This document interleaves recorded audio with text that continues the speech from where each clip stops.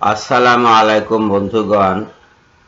মুসলিম শরীফের পরিচ্ছেদ ৩৫, নামাজ পরিত্যাগকারীর উপর কুফর শব্দের প্রয়োগ। এই কুফর শব্দটি যার উপরে প্রয়োগ করা যায় তাকে কাফির বলা যায়। আজ আমরা এই ভিডিওতে জানতে পারব যে সেজদা এবং নামাজের গুরুত্ব কি মানুষের জীবনে। ১৪৭ নম্বর হাদিস, রাসূলুল্লাহ সাল্লাল্লাহু আলাইহি সাল্লাম বলেছেন, বনি আদম যখন সিজদার আয়াত তেলাওয়াত করে তখন সিজদায় যায়, আর তখন শয়তান কাঁদতে কাঁদতে দূরে সরে পড়ে এবং বলতে থাকে, হায় দুর্ভাগ্য। শয়তান তার নিজের দুর্ভাগ্য স্মরণ করে। কেন স্মরণ করে? আল্লাহ পাক শয়তানকে সিজদা করতে বলেছিল, শয়তান সিজদা করেনি, আর বনি আদমকে সিজদার আদেশ দেওয়া হলে বনি আদম ঠিকই সিজদা করছে। এই কারণে শয়তান কাঁদতে থাকে। যে কাজে শয়তান কাঁদতে থাকে সেটা মুমিনের জন্য সৌভাগ্যের বিষয়। ১৪৯ নম্বর হাদিসে বলা হচ্ছে, নবী করিম সাল্লাল্লাহু আলাইহি সাল্লামকে বলতে শুনেছি, জাবির রাদিয়াল্লাহু তাআলা আনহু বর্ণনা করছেন এটি, নবী করিম সাল্লাল্লাহু আলাইহি সাল্লামকে বলতে শুনেছি, বান্দা এবং শিরক ও কুফরের মধ্যে পার্থক্য হচ্ছে নামাজ। নামাজ পরিত্যাগ করা।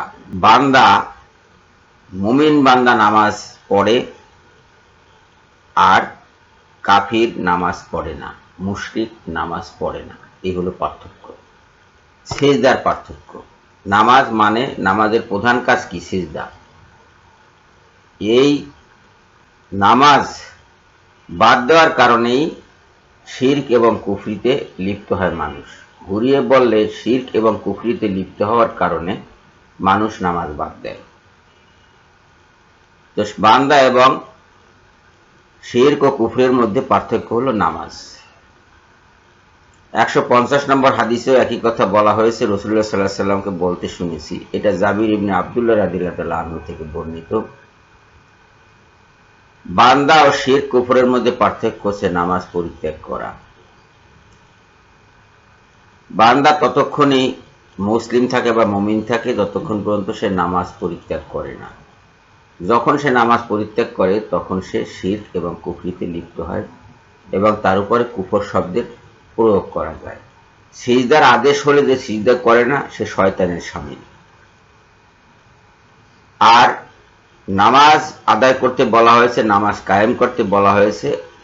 আল্লাহ আল কোরআনে বারবার এই তাগিদ দিয়েছেন, রাসূল সাল্লাল্লাহু আলাইহি সাল্লাম বারবার তাগিদ দিয়েছেন। যারা এটি মান্য করলো তারা মুমিন, তারা মুসলিম।